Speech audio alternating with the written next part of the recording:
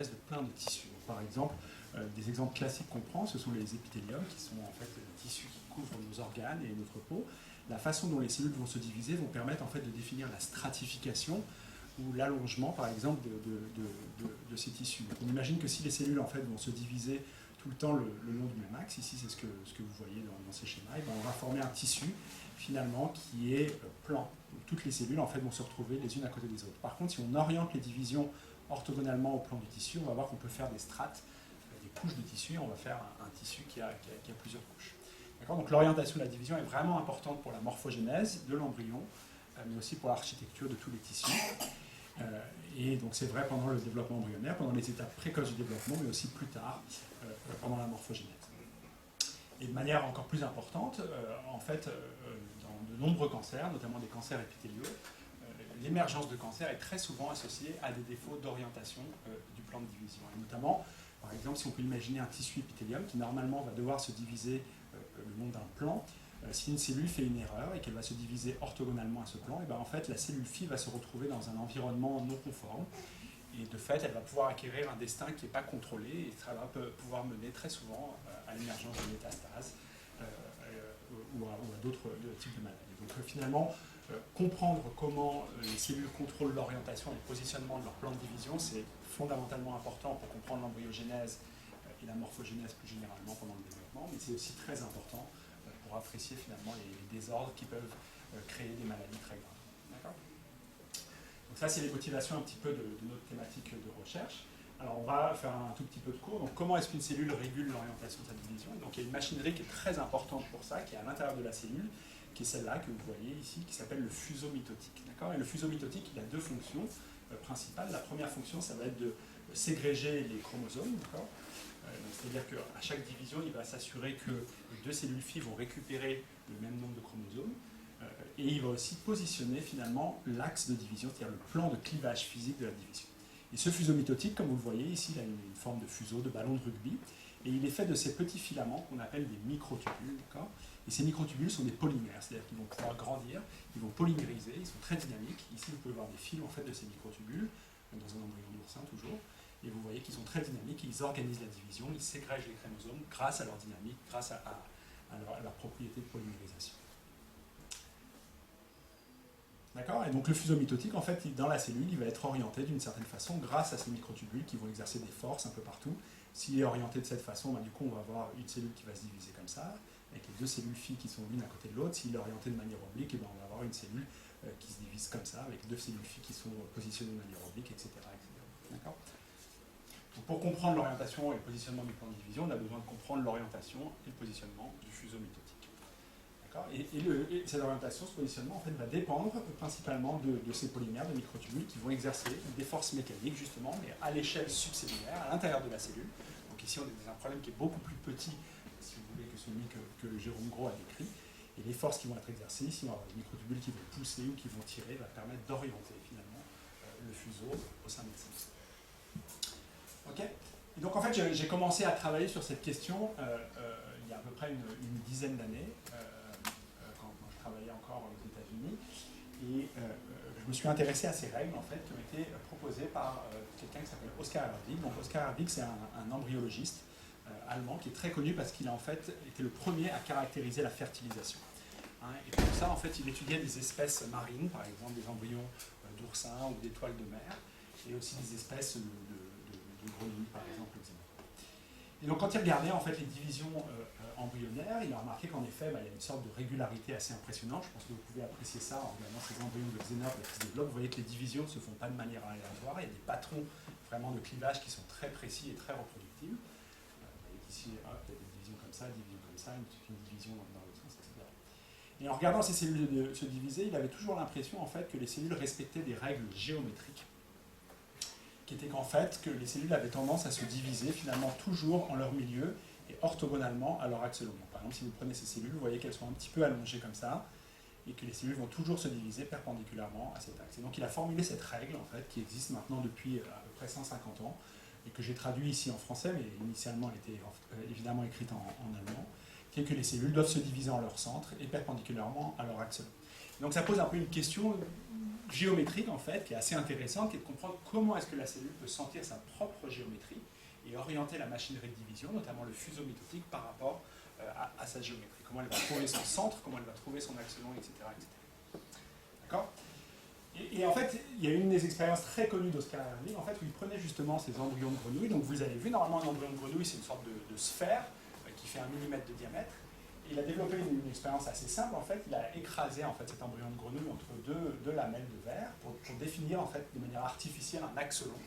Et il a vu qu'en effet, quand on manipulait la forme de la cellule, on voyait que tout simplement, les cellules se divisaient toujours perpendiculairement à cet axe long. Donc ça validait, entre guillemets, les règles qu'il avait proposées. Voilà, donc c'est vraiment sur ces questions que j'ai commencé un peu ma thématique de recherche, essayer de comprendre finalement comment ça marche. Puisqu'à l'époque, on n'avait aucune idée de ce qui se passait à l'intérieur de la cellule, de la machinerie qui orientait la division, du fuseau mitotique, etc. Donc la question c'est vraiment comment est-ce que ces règles géométriques vont être régulées et comment elles peuvent influencer, entre guillemets, de manière plus générale, le développement embryonnaire. Et donc là, peut-être qu'on peut revenir sur un aspect que Jérôme a un peu discuté pendant son séminaire, qui est de choisir un bon modèle d'étude. Donc, comme vous le savez, on ne peut pas toujours travailler sur l'embryon humain ou même sur l'embryon de souris. Et donc, c'est là où j'ai fait en fait, la découverte avec un modèle d'étude un peu assez, je dirais, atypique. Et en fait, la chance que j'avais, c'est qu'aux États-Unis, en fait, tous les étés, on allait dans une station marine qui s'appelle Woods Hole, qui est dans le Massachusetts. C'est une station en fait, où tous les chercheurs viennent les étés, amènent des microscopes et ils viennent travailler sur des embryons marins. Ils font des manips pendant 1 mois et demi, puis ensuite ils retournent dans leur laboratoire. C'est un endroit très connu, très riche, très dynamique en sciences, très inspirant. Donc j'ai eu la chance pendant mon postdoctorat en fait, de passer tous mes étés là-bas à faire des expériences. Et c'est là où j'ai découvert le système d'oursins. En fait. Donc les oursins, je pense que tout le monde connaît les oursins. Donc, principalement, vous connaissez les oursins pour la gastronomie. Donc au laboratoire, maintenant, en fait, à l'Institut Jacques Monod, on a des aquariums, des 4-5 aquariums entiers qui sont remplis d'oursins. On ne mange pas les oursins de notre laboratoire. Voilà, et on les utilise en fait principalement pour leurs embryons. Donc pour vous montrer comment ça marche, en fait, dans une colonie d'oursins, on va avoir des mâles, et quand on les soumet à un certain stress, en fait, on peut les injecter avec du sel. Si c'est un mâle, il va produire un peu de sperme qui va sortir directement. Et si c'est une femelle, on peut la mettre à l'envers dans de l'eau de mer, et on voit que les œufs en fait, vont être pondus directement, et à la fin, on a un amas. Donc ce que vous pouvez voir directement avec ces images, c'est que la quantité de gamètes est complètement hallucinante. C'est-à-dire qu'une femelle va produire typiquement des dizaines, voire des centaines de millions d'œufs, et que la fertilisation peut se faire à un taux quasiment de 100%. Et l'avantage aussi, c'est que la fertilisation se fait complètement en dehors de l'animal. C'est-à-dire que naturellement, l'oursin, comme la plupart des espèces marines, vont fertiliser dans l'eau de mer et développer leur embryon dans l'eau de mer. D'accord ? Donc ça fait qu'en fait, on a un système qui est assez simple, qui nous permet d'avoir énormément de gamètes, énormément d'embryons, et qu'on peut regarder dans des conditions qui sont en fait complètement physiologiques, puisqu'il suffit juste de les mettre dans de l'eau de mer, et c'est là où ils vont se développer, et c'est leur environnement naturel. Donc en fait, c'est vraiment un système idéal pour regarder la fertilisation. Donc Jean-Philippe a montré la fertilisation chez les mammifères. Ici, vous voyez, c'est des œufs d'oursins. Donc on peut avoir plein d'œufs d'oursins et plein de sperme. Donc en effet, on les voit nager. Il y en a un qui va choisir l'œuf, et c'est exactement à peu près comme ce qui se passe pour les mammifères. Il y en a un qui choisit, il y a une membrane de fertilisation qui empêche la polyspermie, et là, le développement va partir. Et l'avantage, je dirais, principal, c'est que nous, on peut imager directement avec de la fluorescence et avec une résolution assez unique. Et je vais vous montrer d'autres films.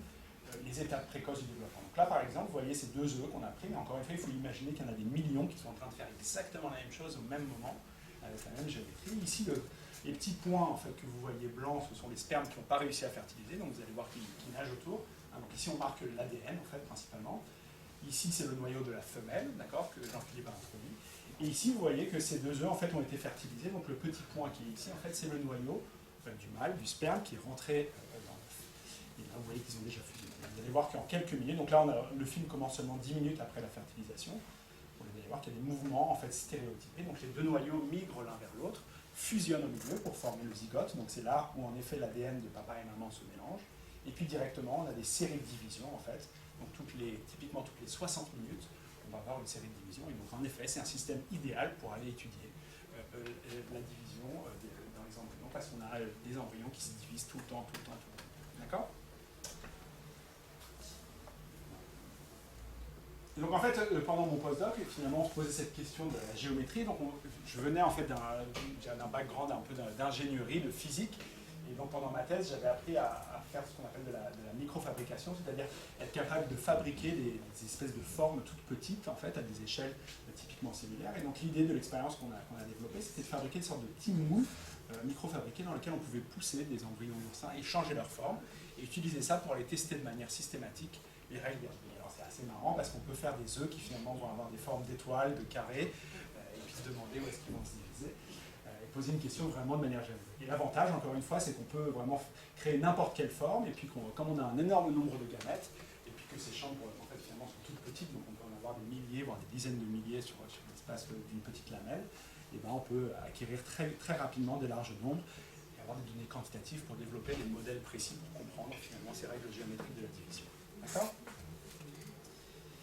Et en fait, à partir de ça, on a trouvé un modèle très très simple, en fait, qui permettait d'expliquer ces règles centenaires d'Erdvig. Et l'idée, c'est que, en fait, au sein de ces cellules, quand on change la forme par exemple d'une cellule, on voit qu'il y a ces réseaux de microtubules qu'on appelle des astres de microtubules, parce que ça ressemble à des étoiles, en fait. Et ces astres de microtubules, en fait, ils vont remplir complètement l'espace cellulaire. Ils vont exercer des forces, en fait, au niveau du noyau, mais aussi au niveau du fuseau mitotique, qui vont permettre finalement d'orienter la machinerie de division par rapport à l'axe long. Donc c'est assez simple en fait, et l'idée c'est de dire que les microtubules dans ces astres vont exercer des forces qui dépendent de leur longueur. Donc un long microtubule va tirer plus qu'un court microtubule. C'est très simple, mais en fait si on prend ce genre d'hypothèses, on peut les mettre dans un modèle mathématique. Donc, comme moi j'ai une formation de physicien, on peut faire des modèles mathématiques, et on peut à partir de ça prédire complètement l'axe de division en fonction de la forme. C'est-à-dire que vous me donnez la forme de n'importe quelle cellule, et je peux prédire là où elle va se diviser. Et évidemment, ici vous voyez par exemple, on pouvait mettre les embryons d'oursins dans n'importe quelle forme cellulaire et on voit qu'on arrive à prédire, finalement notre modèle c'est celui-là, et ça c'est les expériences, et on voit qu'on arrive à prédire non seulement l'axe préféré, donc par exemple ici vous avez une cellule allongée, vous voyez qu'elle va principalement se diviser avec cet angle, et on arrive aussi à prédire, si vous voulez, toute la distribution du bruit, c'est-à-dire que celle-là est un peu plus allongée que celle-là, et donc du coup vous voyez que la distribution est beaucoup plus fine que dans ce cas-là. Donc en fait, on a arrivé à un modèle très simple, minimal, qui nous permet de prédire de manière très quantitative, très précise en fait, les règles géométriques de la division. Et donc la chance qu'on a eue en fait pendant les premières années de mon laboratoire, c'est que finalement on s'est rendu compte que ces règles, elles étaient quasiment universelles, et on pouvait les appliquer non seulement à des embryons qui étaient en train de se développer, mais aussi à plein de cellules dans le tissu. Donc, par exemple, on peut prendre ici des cellules qui sont des spermatocytes d'oiseaux qui sont en train de se diviser. Vous voyez qu'il y a des formes, on peut prendre la forme, la donner au modèle, et on arrive à prédire finalement l'axe de la division juste en connaissant la forme de la cellule. Et on peut utiliser ces modèles finalement pour prédire la division cellulaire, mais aussi pour aller comprendre si dans certains cas, dans certains tissus par exemple, il pourrait y avoir des exceptions à ces règles géométriques, et s'il n'y a pas un autre signal par exemple qui prend le dessus par rapport à la géométrie. D'accord ? Donc c'est des choses qu'on fait typiquement en collaboration avec plein de groupes à Paris, mais aussi ailleurs, et dans différents types d'embryons. Et en fait, comme on était vraiment intéressé au patron de clivage, de comprendre en 3 dimensions en fait, finalement l'organisation des cellules, la première thésard de mon labo, qui était un ALTR, a pris cette espèce de modèle très simple en 2 dimensions pour définir maintenant un modèle en 3 dimensions qui permet non seulement de prédire une seule division, mais de prédire toutes les séquences de division qu'on voit dans les embryons et de les prédire dans différentes espèces. Et par exemple, ici, je peux vous montrer, c'est ce qu'on appelle c'est un embryon de poisson, ici, le poisson zèbre, en fait, le zebrafish, qui est un modèle classique qu'on trouve dans l'embryogenèse. Et ici, vous voyez, c'est les plans de division qui sont prédits par le modèle. Et ce qu'on voit, en fait, c'est qu'il y a une sorte de mécanisme d'auto-organisation très simple qui va permettre de prédire toutes ces séquences de division et qui est fondé principalement sur la forme de la cellule. Donc ici, au début, en fait, on a une cellule qui est un peu plate, qu'on appelle le blastodisque, qui est assise en fait sur une grosse partie qui est remplie de vitellus, de yolk. Et comme elle est un petit peu plate, finalement, le fuseau va suivre la géométrie de la cellule et va se mettre dans le plan de cette première cellule. Et si on prend cette cellule et qu'on la coupe en deux, on a 2 cellules qui maintenant sont allongées perpendiculairement à l'axe du premier fuseau. Et de fait, de l'influence de la forme sur l'orientation de la division, on voit que les fuseaux finalement vont s'orienter le long de l'axe long perpendiculairement en premier. Et ainsi de suite, en fait, grâce à ces règles géométriques, grâce à l'influence de la forme sur l'orientation de la division et l'influence de la division sur la forme d'après, on voit qu'on arrive à générer des patrons en fait très réguliers où les divisions sont toutes orthogonales l'une par rapport à l'autre. Avec une exception qui est assez spectaculaire, qui est au milieu finalement à un stade assez élevé, ici au stade 16, on a les 4 blastomères qui sont au milieu, les 4 petites cellules, et elles sont déformées par les voisines, donc elles deviennent un petit peu plus hautes. Et comme elles sont un peu plus hautes maintenant, le fuseau va s'orienter le long de l'axe long qui est maintenant orthogonal à la couche de vitellus, et ça va nous permettre de créer une deuxième couche de cellules, donc de faire deux couches de cellules pour l'embryon, ce qui est très important pour son développement. Donc en fait, ça montre que ces divisions qui ont l'air très sophistiquées, orientées en 3 dimensions, qui définissent les premiers clivages embryonnaires, elles peuvent être expliquées avec des règles minimales qui dépendent principalement de la géométrie cellulaire et de l'influence de la géométrie sur l'orientation de la connexion. Et donc la question qui se pose en fait à partir de ce modèle, c'est de comprendre finalement d'un point de vue de la biologie comment ces polymères, ces microtubules vont être capables de générer des forces qui vont dépendre de la longueur du microtubule. Puisque encore une fois, c'est l'ingrédient, je dirais, à la base de l'hypothèse de notre modèle qui permet de prédire l'influence de la géométrie sur la division cellulaire. Et donc pour ça, en fait, on s'est posé la question de comment ça pouvait marcher. L'une des hypothèses en fait, qui est dans la littérature depuis longtemps, c'est d'imaginer que en fait, ces microtubules, il y a des petits moteurs, donc il faut imaginer que dans la cellule, on a des polymères, donc ce qu'on appelle le cytosquelette, vous voyez les microtubules que je vous ai montrés. Et le long de ces microtubules, en fait, il y a des espèces de nanomachines qu'on appelle des moteurs moléculaires. Et ces moteurs moléculaires utilisent l'énergie chimique, donc principalement qui est produite par la consommation de l'ATP, pour générer des forces mécaniques. C'est-à-dire qu'en fait, ils sont capables de marcher le long des microtubules et d'attraper par exemple des compartiments dans la cellule et de les amener à certains endroits. C'est ce qu'on appelle le trafic intracellulaire. Okay, et donc on peut imaginer que si ces moteurs sont capables de tirer dans le cytoplasme, finalement, un long microtubule va avoir beaucoup plus de moteurs qu'un court microtubule. Et donc on va avoir une sorte de tug of war, comme on dit en anglais, où le long microtubule va être tiré par plus de petits moteurs que le microtubule plus court. Et donc naturellement, on va avoir un système où les forces générées par les microtubules vont dépendre de la longueur du microtubule. C'est très simple, mais a priori, ça pourrait marcher.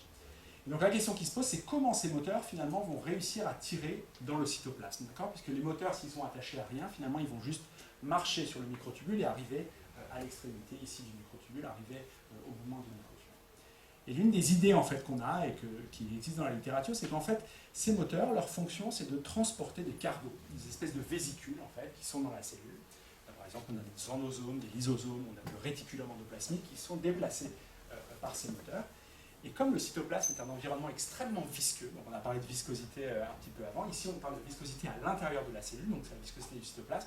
Il faut imaginer que le cytoplasme, donc l'intérieur de la cellule, c'est 1000 fois plus visqueux que l'eau. Donc c'est quasiment du miel. En fait, on n'est même pas capable de pipeter le cytoplasme tellement c'est visqueux. Donc c'est un environnement très encombré, très visqueux. Et donc en fait, si ces moteurs sont capables de transporter un cargo, ils vont générer une sorte de friction hydrodynamique, comme quand vous nagez dans l'eau, finalement il y a une force de traînée en fait, qui vous empêche d'avancer très vite. C'est ce qu'on appelle une force de friction hydrodynamique. Et donc cette force de friction hydrodynamique permettra au moteur en fait, de s'accrocher de manière un petit peu artificielle au cytoplasme et de tirer sur le microtubule. D'accord ? Donc ça c'est un concept qui était assez unique en fait, dans la biologie, qui était un peu nouveau. Et donc en fait en collaboration avec des collègues à l'Institut Jacques Monod, on a voulu finalement établir un système minimal qui reproduisait cette hypothèse. Donc là ce qu'on fait, c'est qu'on est capable en fait, de purifier avec de la biochimie, des méthodes de biochimie, on peut purifier les microtubules, on peut purifier ces moteurs. Donc ici, ce moteur s'appelle la dynéine, mais peu importe son nom. Et on peut attacher à cette dynéine finalement un cargo qui va être juste une bille, une sorte de chose artificielle.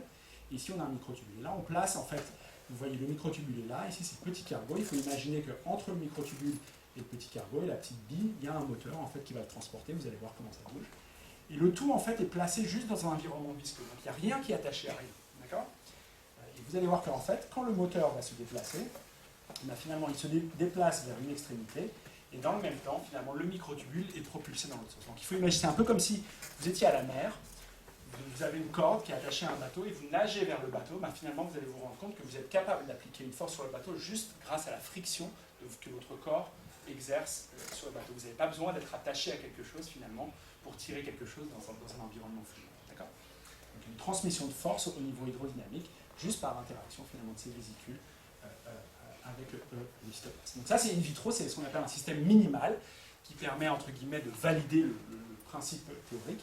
Et donc la question qui se pose, c'est comment ça se passe à l'intérieur de l'embryon. Donc pour comprendre finalement comment les microtubules peuvent exercer des forces qui dépendent de leur longueur et sentir la géométrie de la cellule, on a travaillé pendant longtemps, on s'est remis à travailler finalement sur le mécanisme de centration des astres. Donc ici, c'est un œuf juste après la fertilisation, donc toujours un embryon d'oursin. Donc ici on peut le voir beaucoup beaucoup plus rapidement, donc c'est quelques secondes après la fertilisation. Vous voyez le noyau paternel qui a été déposé par le sperme, et ici vous voyez le noyau femelle en fait qui se fait ramener. Donc lorsque le sperme fertilise l'embryon, il amène avec lui ce qu'on appelle un centrosome, et donc ça va lui permettre en fait, immédiatement de nucléer cet astre de microtubules. Hein, et donc très rapidement, on va avoir un petit astre. Au bout d'une minute, on a un astre qui va se propager dans la cellule et qui va permettre, en fait, il y a deux fonctions. La première, c'est de déplacer le noyau paternel exactement vers le centre de la cellule.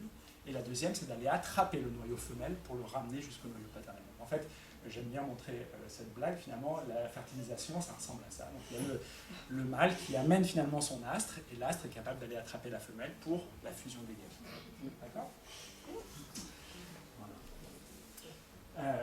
Et donc voilà, ça vous voyez un astre, une très belle image, vous voyez les microtubules pendant la fertilisation. Donc ici on est vraiment 2 ou 3, je dirais 5 minutes après la fertilisation. Ici c'est le noyau paternel qui a déjà attrapé le noyau femelle. Ici vous voyez, il y a une asymétrie de taille. Et l'astre des microtubules ici qui permet finalement de déplacer tout le système vers le centre de ces cellules qui sont très grandes, à peu près 100 microns de diamètre. Donc en fait si on fait des modèles mathématiques, on peut voir qu'un système où, finalement, où les microtubules vont tirer avec des forces qui dépendent de leur longueur, pour nous permettre de récapituler la centration des astres. Donc il suffit d'imaginer qu'après la fertilisation, les microtubules sont un peu plus longs à l'avant, parce qu'ils peuvent grandir plus facilement qu'à l'arrière, là où en fait, il y a un obstacle qui est la membrane. Du coup, ça crée une asymétrie de forme dans les astres. Cette asymétrie de forme va se propager à une asymétrie de force, donc il y a une force qui est dirigée vers le centre de la cellule. C'est ça ce que nous dit cette simulation, et donc ça nous permet en fait, de créer la centration d'un astre qui grandit au fur et à mesure. Et en fait, cet astre va explorer, grâce à ces microtubules et aux forces qu'elles génèrent, la géométrie de la cellule, et ça va lui permettre de ramener exactement les deux noyaux au centre de la cellule pour générer une division symétrique. D'accord ? Donc en fait, ça pose la question maintenant de savoir sur quoi ces microtubules ici tirent, en fait, puisqu'ici ils sont capables de tirer, ils doivent tirer dans le cytoplasme. Et donc ce qu'on imagine, en fait, c'est qu'au moment de la fertilisation, il y a toute une réorganisation du système endomembranaire à l'intérieur de la cellule. Et donc il y a plein de vésicules et d'endomembranes en fait, au sein de la cellule sur lesquelles les microtubules vont pouvoir tirer pour exercer ces forces. Et ici, vous allez voir, c'est un embryon qui en fait se fait fertiliser à peu près à ce niveau-là. Ici, les petits granules que vous voyez en blanc, ce qu'on appelle des endosomes, c'est des petites parties de membrane qui rentrent dans la cellule au moment de la fertilisation. Et ici, en gris, le fond gris, c'est le réticulum endoplasmique, en fait, qui est une sorte de network, en fait, de réseau de membranes qui couvre toute la cellule. Et vous allez voir que après la fertilisation, il y a toute une réorganisation. En fait, j'espère que le film est de bonne qualité. Et vous voyez qu'il y a des mouvements qui se font, où il y a les vésicules qui sont attirées, et le réticulum endoplasmique qui commence à s'accumuler au niveau du sol. Donc notre idée, c'est que peut-être, il y a ce réseau sur lequel les microtubules viennent tirer, qui déplacent une sorte de toile d'araignée dans la cellule. Les microtubules viennent tirer et s'attrapent à ça de façon à ramener le centrosome, le noyau mâle, exactement au centre de la cellule. Donc en fait, vous comprenez qu'on a développé un système géométrique, en fait, on a identifié une hypothèse qui permet au réseau de microtubules de sentir la géométrie de la cellule, d'organiser les divisions cellulaires, d'organiser la fertilisation, et qui finalement vient fondamentalement s'ancrer sur les problèmes mécanique intracellulaire, qui est de comprendre comment finalement les forces sont générées dans le cytoplasme, comment les vésicules qui vont se déplacer peuvent générer des forces, etc. Donc l'une des grandes questions qu'on s'est posées pendant longtemps, finalement, c'est combien il faut de force. À quel point c'est difficile finalement de déplacer un astre vers la cellule. Donc il y a une expérience très difficile qu'on a cherché à faire dans le laboratoire pendant longtemps, qui était de venir mesurer directement les forces au sein d'une cellule qui sont associées à ces réseaux de microtubules. Et donc pour ça, en fait, il y a eu deux anciens postdoctorants du laboratoire qui ont développé une méthode où maintenant ce qu'on va faire, c'est qu'on va réussir à injecter. Donc, ces œufs sont très grands, donc on peut venir avec des micropipettes, un peu comme vous avez vu dans la conférence de Jean-Philippe. On peut injecter à peu près n'importe quoi dans les œufs, et les œufs vont continuer à se développer.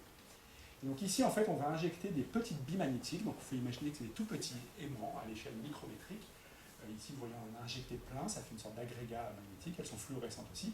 Et sur ces billes, en fait, on a mis ces espèces de moteurs, cette dynéine, qui est capable de migrer, de marcher le long des microtubules.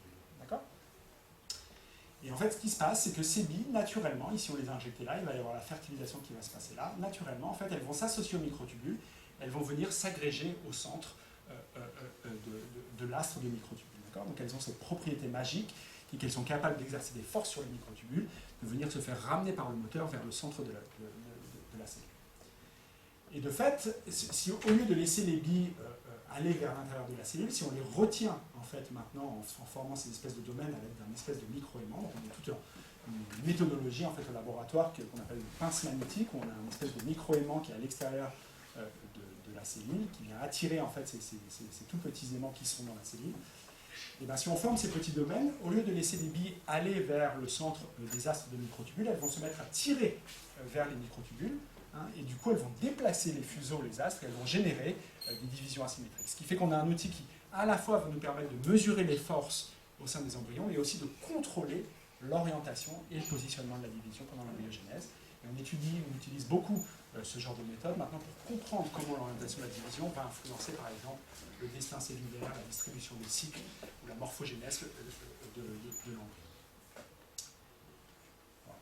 Donc pendant la centration des astres, finalement, l'expérience se fait comme ça. On injecte dans les œufs un agrégat de billes magnétiques. Tout seul, il va venir se mettre au centre de l'astre. Et puis ensuite, on amène un aimant qui va nous permettre en fait, de mesurer exactement la force qui est développée par l'astre pour aller vers le centre. Donc, je vous montre un peu des films, après ça ressemble, vous voyez ces billes magnétiques. Ici, il y a l'aimant qui va venir, on applique une force, on connaît exactement la force, donc on sait combien de force il faut pour déplacer ces astres.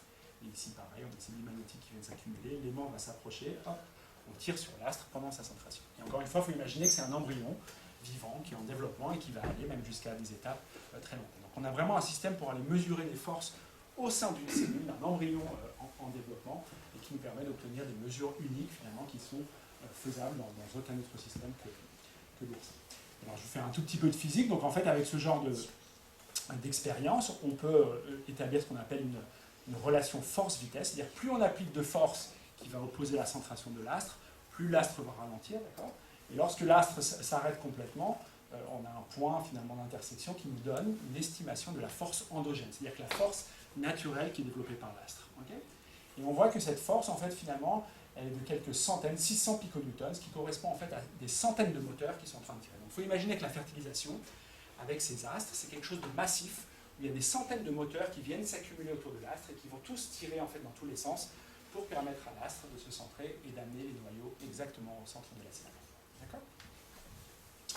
Et puis il y a d'autres aspects physiques qui sont assez intéressants, puisqu'on a parlé d'hydrodynamique tout à l'heure. Par exemple, il y a un aspect que la pente en fait, de cette courbe nous donne une estimation de la friction globale, de la friction hydrodynamique globale de l'astre sur le cytoplasme. En fait, la friction qu'on mesure, elle est énorme. Elle est 30 fois plus grande que celle qu'on pourrait estimer si jamais on prenait juste en compte la taille de l'astre. Vous savez qu'un objet, quand on le déplace dans un fluide, plus il est grand, plus c'est difficile de déplacer. Vous avez ça en tête, un petit bateau, c'est facile à déplacer. Un énorme bateau, finalement, c'est très difficile à déplacer. D'accord ? Donc ça, c'est les lois de Stokes.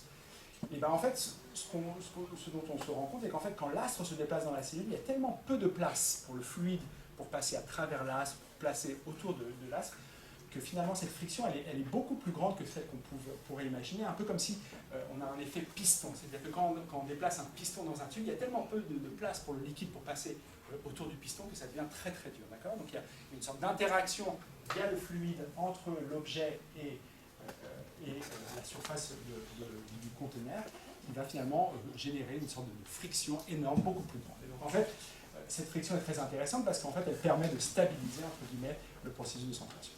Donc juste pour résumer, finalement, avec ces estimations, on a un système où on va générer énormément de force, on a énormément de friction, et ça permet d'expliquer en fait que la centration de l'astre est extrêmement précise, peut se faire très rapidement parce qu'elle implique des forces énormes et des frictions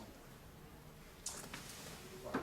Voilà. Et alors donc avec ces billes magnétiques, maintenant en fait je vais juste vous montrer très rapidement, on continue un peu à travailler sur ces études. Donc là par exemple on peut utiliser, c'est la thèse de Jing-Shin, une ancienne étudiante, on peut utiliser ces billes magnétiques directement pour aller piloter l'orientation des fuseaux mitotiques pendant le développement embryonnaire. Et donc ça va nous permettre d'aller non seulement mesurer les forces qui permettent de positionner le fuseau, donc qui sont associées aux microtubules, mais aussi d'orienter à souhait la division et de venir comprendre comment l'embryon va se développer. Donc ça, c'est le genre d'études qu'on est en train de développer. D'autres choses qu'on fait dans le laboratoire, c'est qu'on peut déplacer, comme on peut déplacer des objets très grands à l'intérieur du cytoplasme, on peut faire de la physique, de l'hydrodynamique du cytoplasme. Donc là, par exemple, on a une gouttelette qui a été injectée. À l'intérieur de cette gouttelette, on a des particules magnétiques, donc une sorte d'objet énorme qu'on met à l'intérieur du cytoplasme, et on peut le déplacer. Et en fait, on voit qu'il y a des flux viscoélastiques, et ça nous permet de caractériser la viscosité, l'élasticité du cytoplasme à l'échelle de grandes organelles. Et on fait des simulations avec la physique du cytoplasme pour essayer de comprendre comment le cytoplasme peut s'écouler, comment est-ce qu'il peut résister à des forces. Ça nous permet de comprendre mieux finalement l'organisation des cellules et de l'embryon. D'autres choses qu'on développe, c'est que maintenant on travaille aussi sur des étapes tardives, donc quand l'embryon commence à ressembler à un épithélium, au stade de blastula typiquement, et pareil, on essaie de développer ces billes magnétiques en fait, pour essayer de piloter l'axe de division dans ces épithéliums et de comprendre directement comment l'orientation de la division va influencer la morphogénèse d'un épithélium. Voilà, et finalement, en fait, ce qu'on fait aussi, c'est qu'on étudie, comme je l'ai dit, on crée des divisions asymétriques et on essaie de comprendre comment ça va influencer l'embryogenèse. Donc par exemple, est-ce que la petite cellule qui est là va acquérir directement, à cause de cette division asymétrique, une destinée particulière? Est-ce qu'elle va ralentir son cycle, par exemple? Parce qu'on sait que pendant l'embryogenèse, notamment l'embryogenèse de l'oursin, à partir du stade 16, il y a une division asymétrique qui se fait de manière naturelle, et les petites cellules qui en résultent, qu'on appelle les micromères, directement vont se mettre à acquérir un destin cellulaire et être entre guillemets, des prédéterminateurs des futures feuilles embryonnaires. Donc on se pose la question de savoir si c'est juste l'asymétrie de la division qui crée ça, ou s'il y a entre guillemets, un programme prédéterminé dans l'embryon. Et ce qu'on voit en fait, c'est qu'en générant une division asymétrique à n'importe quel endroit ou n'importe quel moment pendant l'embryogenèse, on est capable de récapituler les principales propriétés de ces micromères, ce qui montre que finalement juste une asymétrie de division, c'est quelque chose de fondamental pendant le développement embryonnaire qui va permettre d'instruire le destin et aussi le cycle cellulaire. Voilà, je vais m'arrêter là, donc là je voulais juste remercier l'équipe et les financements, et puis je vous remercie de votre attention.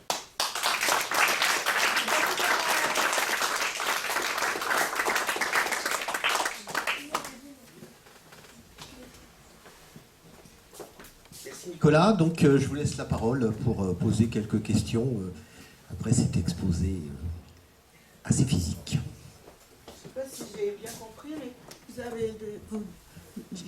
si j'ai bien compris, vous arrivez à créer des différentes cellules en modifiant les formes. Donc vous allez créer des monstres, si vous voulez. C'est une très bonne question. On peut changer la forme de l'embryon. On ne va pas créer des monstres parce que l'embryon va se développer, va former une sorte d'épithélium. Ce qu'on va affecter principalement, c'est peut-être les endroits où les cellules vont se différencier, vont changer de destinée cellulaire, ou elles vont changer de cycle. Mais finalement, l'embryon s'en sort toujours, entre guillemets. Il arrive, même si on change sa forme, si on le coupe, si on lui enlève une partie, il arrive quand même à faire quelque chose qui ressemble à un embryon. Donc, on ne crée pas des monstres tout de suite, entre guillemets. Donc, il y a une sorte d'adaptation. Après, plus tard, pour la morphogénèse de l'oursin, en fait, il y a toute une étape de métamorphose, en fait, qui est très longue, donc finalement qu'on ne peut pas vraiment étudier dans ces conditions. Mais l'embryon arrive à se développer et il arrive à, entre guillemets, à se réorganiser à partir des conditions initiales. D'autres questions? Jean-François. Je voulais d'une part vous remercier, c'est super. D'autre part, de faire le lien avec le topo précédent. Dans les anomalies, justement, dans les situs inversus, les anomalies de position, il y a une anomalie génétique des dinéines. Donc, en vous écoutant, je me disais que peut-être on peut faire un lien entre celui, le précédent et le vôtre, comme topo là-dessus. C'est un très bon point. Donc, il y a deux sortes de dinéines. Il y a les dinéines cytoplasmiques, donc celles dont j'ai parlé principalement, qui sont des moteurs qui vont tirer sur les microtubules, organiser le fuseau, etc. Et il y a ce qu'on appelle les dinéines axonémales, qui sont celles en fait, qui permettent de faire battre les flagelles. Donc en fait, c'est deux familles de dinéines complètement différentes. Donc les anomalies en général de dinéines axonémales sont celles qui donnent lieu à des problèmes de battement de cils et d'orientation, mais elles ne sont pas liées à l'organisation intracellulaire de la machinerie de division. D'autres questions? Oui. Une question sur l'ATP. Vous avez parlé de l'ATP comme source d'énergie. Est-ce que l'ovocyte contient toute la quantité d'ATP nécessaire ou est-ce qu'il y a des mitochondries ou comment se régénère l'ATP et à partir de quel moment l'embryon aussi ici est autonome par rapport à l'embryon humain où il va commencer à s'alimenter avec le placenta. Là, qu'est-ce qui se passe pour celui-là? Donc c'est une très bonne question. Donc l'idée en fait dans le développement embryonnaire, en tout cas dans ces embryons qui en effet sont un peu laissés à eux-mêmes, c'est que tout le matériel, l'énergie, les nutriments sont contenus dans l'œuf. Donc il y a le maternel en fait qui est principalement contenu. Donc il y a énormément notamment de yolks, de mitochondries qui vont pouvoir régénérer de l'ATP. Il y a aussi des pompes à la surface de la cellule. À une exception presque, au début, en fait, donc les premières divisions cellulaires, jusqu'au stade à peu près 32, sont entre guillemets complètement dépendantes du matériel maternel. Donc tout est donné dans l'œuf, l'ARN, les protéines, etc. Et à partir du stade 32, en fait, le génome se met à être réexprimé. Donc on a réexpression du génome zygotique, dans ce qu'on appelle l'activation du génome zygotique, en fait, qui est régulée d'ailleurs de manière temporelle, mais aussi de manière spatiale. Certaines cellules le font avant d'autres. Ça va dépendre des transcrits, des gènes, etc. Et donc là, on va pouvoir réacquérir des nouvelles protéines, des nouveaux ARN messagers, etc. Et en fait, l'embryon d'oursin va se développer jusqu'à, pendant à peu près 48 heures de manière complètement autonome, pour former une sorte de larve qui ressemble à une tour Eiffel, hein, en fait, qui est assez connue dans les livres de développement. Et c'est qu'à partir de ce moment-là que la larve va avoir une bouche, en fait, va être capable de se nourrir et finalement d'utiliser l'environnement pour pouvoir grandir et faire la métamorphose. Et la métamorphose, depuis la larve jusqu'à l'adulte, est très longue de fait. Donc l'embryon précoce va se développer très rapidement pour former une larve qui va nager, mais ensuite, plus tard, ça va prendre beaucoup de temps. Et de fait, ce n'est pas un système génétique, l'oursin, parce qu'avant d'avoir un oursin qui est capable de refaire des gamètes et de se reproduire, il faut attendre souvent 3 à 5 ans. Voilà. Les animaux qu'on sacrifie sont en fait des animaux assez âgés. D'autres questions? Moi, j'en ai une. Si je reviens tout au début du premier exposé, donc la différenciation, j'ai cru comprendre qu'elle se faisait au moment où une cellule était centrale et entourée d'autres cellules. Comment ça se connecte avec ce que tu viens de dire, ou s'il n'y a pas de connexion, ou si je n'ai pas compris? Oui, donc c'est un débat assez classique finalement pendant l'embryogenèse, c'est savoir si les cellules vont pouvoir se différencier, acquérir un destin cellulaire de manière autonome ou si elles ont besoin d'un certain environnement. Donc, notamment, c'est pour ça qu'on fait ces expériences où on essaie de manipuler la division asymétrique pour changer le positionnement des cellules, leur taille à n'importe quel moment et de pouvoir tester ces hypothèses.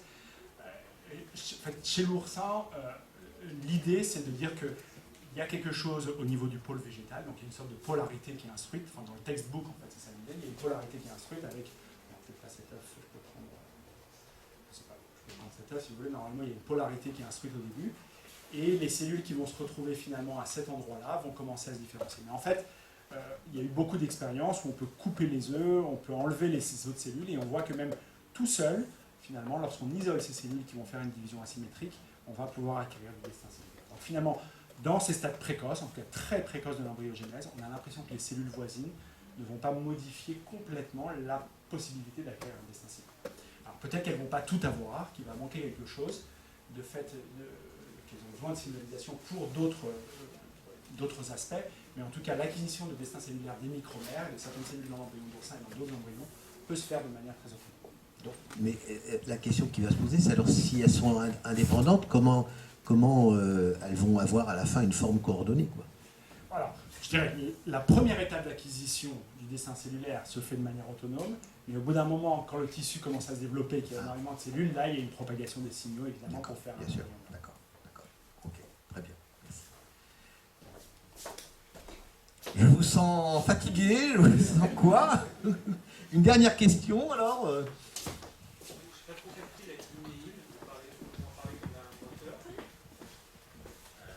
Donc la dinéine, vous en parlez comme d'un moteur, mais concrètement, Qu'est-ce que c'est? c'est quoi? C'est une molécule? Oui, c'est une très bonne question. Donc l'adenine, c'est un complexe protéique. Donc il y a plusieurs vous êtes biologiste. Donc, dans nos cellules, on a finalement les machines qui font fonctionner une cellule, qui font fonctionner un organisme, sont des protéines. D'accord? Ça vous le savez. Et donc, il y a des protéines qui fonctionnent de manière toute seule, en fait, qui sont capables de faire des choses toutes seules. Et il y a des protéines qui forment des complexes. C'est-à-dire qu'en fait, le génome va être traduit et va créer tout un ensemble de sous-unités de différentes protéines qui vont s'assembler, une sorte de complexe, et pour former en fait finalement une structure faite de plusieurs protéines qu'on appelle un complexe protéique. Et donc c'est cette dynamique. Ici par exemple, il y a des domaines qu'on appelle les domaines moteurs qui viennent s'attacher au microtubule. Il y a d'autres domaines ici, donc je crois qu'il y a 7 à 8 sous-unités, différentes protéines qui forment ce complexe de l'adenine. Donc c'est un complexe protéique finalement. Et il y a notamment certaines protéines, une partie qui ont les domaines d'ATPase, donc qui vont consommer l'ATP, donc l'énergie chimique en fait, et la traduire en énergie mécanique. Donc il faut imaginer vraiment une sorte de micro-machine qui est faite de plusieurs petites protéines qui va changer de conformation, et ça ressemble vraiment à quelqu'un qui marche, qui mange de l'ATP, et il y a un cycle avec une taille de pas qui est définie de quelques nanomètres, et et la vitesse à laquelle elle va avancer va dépendre de l'énergie qu'on lui donne, va dépendre des forces qu'on lui exerce, etc. Et donc là, par exemple, dans les films que je vous ai montrés in vitro, je sais plus où c'est, peut-être là. Voilà. Ici, en fait, on peut purifier, donc on peut faire exprimer ces protéines, par exemple dans des bactéries, dans des organismes qui sont indépendants de ce qu'on fait. Et ici, en fait, on a juste un domaine minimal, qui est vraiment le domaine minimal qui permet à la dynéine de fonctionner. C'est pas tout le complexe, parce que purifier tout le complexe, c'est un peu compliqué pour des raisons techniques. Et on voit qu'en fait, ça suffit, ça, à créer de la motilité. Donc, vous voyez que la dynéine, en fait, c'est elle qui va créer ce mouvement, cette espèce de mouvement, avec la bille qui va se déplacer vers l'extrémité loin du microtubule, et le microtubule qui va partir de l'autre côté. D'accord? Ça répond à votre question? Oui, oui. Vous en train d'autres questions. Oui, exactement. Et du coup, d'où choisir le sens, etc. Alors le sens, oui, très bien. Donc les microtubules sont des polymères. Non, c'est une très bonne idée. Les microtubules sont des polymères qui ont une polarité. Donc ils ont un bout moins et un bout plus, en fait. Donc c'est des polymères qui sont faits d'autres protéines qu'on appelle la tubuline. Donc là, encore une fois, il y a deux types de tubulines. Il y a alpha et bêta qui vont s'assembler, en fait. Donc il faut imaginer ces petites protéines qui vont s'assembler, faire des microfilaments, des protofilaments qui, au fur et à mesure, vont s'allonger, etc. Donc à une vitesse folle, finalement, tous ces éléments vont se mettre ensemble et faire un polymère, un tube qui va s'allonger de manière dynamique. D'accord ? Et quand il s'allonge, en fait, il s'allonge de manière polarisée, avec un bout moins, qui en général est collé au centrosome, donc au centre de la cellule, donc je vous ai montré ici ou ici, par exemple, et un bout plus qui est plus dynamique, donc qui grandit en fait de manière plus rapide. Donc ce bout moins est assez stable, ce bout plus grandit. Et la dynéine arrive à reconnaître au niveau de la tubuline, la structure de la tubuline, et à reconnaître où est le bout moins et où est le bout plus. Même si le microtubule peut avoir des centaines de micromètres, à l'échelle nanométrique, elle arrive à reconnaître cette polarité. Et donc, en effet, elle se dirige que vers le bout moins. Il y a des moteurs qu'on appelle les kinésines qui, eux, pour le coup, vont se diriger vers le bout plus, et il y en a d'autres qui vont se diriger vers le bout moins. Donc, c'est vraiment assez spectaculaire comment, avec des ingrédients, en effet, de polarité, d'organisation, et des ingrédients mécaniques, on arrive à organiser toute une cellule. Voilà. C'est une très bonne question. Une dernière question. On a envie de vous demander, et les protéines, comment elles se constituent? Alors, je ne vais pas refaire tout le cours de... Non, non. On passe une journée spéciale. Voilà, une journée spéciale sur la biologie des bases. On a déjà fait des journées sur l'ADN quand même. Sur hein, donc. l'ADN, Oui, mais on peut aller encore plus avant, si je peux dire. la structure des Plus derrière, je ne sais pas. Voilà. Est-ce qu'il y a encore une dernière question? Ou moi j'en pose une, mais quand on voit ça qui bouge, là en fait, globalement on peut dire que le centre de gravité reste au même endroit ou pas? À peu près, en fait. Alors, pas tout à fait. Parce qu'il y a, oui, il y a la forme et... Exactement. Ouais. Donc, en fait, le rapport des vitesses des deux éléments va Oui. dépendre de leur taille. Oui, oui. Hein, donc, puisque c'est une friction hydrodynamique, donc en fait, Oui, c'est plus la compliqué. friction de l'objet qui est long va dépendre de sa longueur, Oui, la oui. friction de cet objet va dépendre. Oui. Donc, par exemple, si on a une grosse bille à la place d'une petite bille, la grosse bille va être quasiment immobile et c'est que le microtubule qui va Bien sûr. bouger. Si on a un très long microtubule, la petite bille va bouger. Oui, mais là je parle du centre de gravité, mais effectivement il y a des forces... Exactement. Ok, d'accord. Bon, bah, écoutez, je vous donne rendez-vous. Merci, on rapplaudit Nicolas Mac pour cette